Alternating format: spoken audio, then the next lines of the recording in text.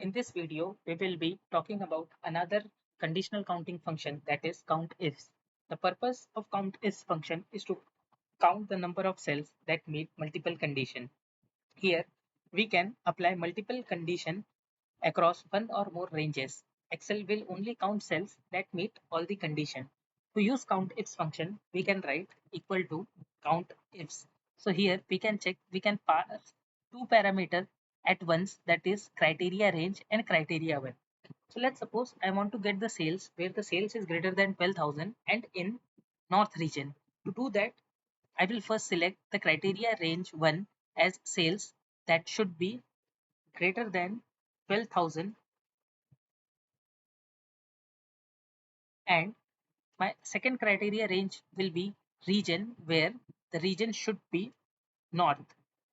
Here this is case sensitive, so we will have to write the region as it is, which is mentioned in our raw data. So here I got count as 2 because there are only two records where the region is north and sales is greater than 12,000.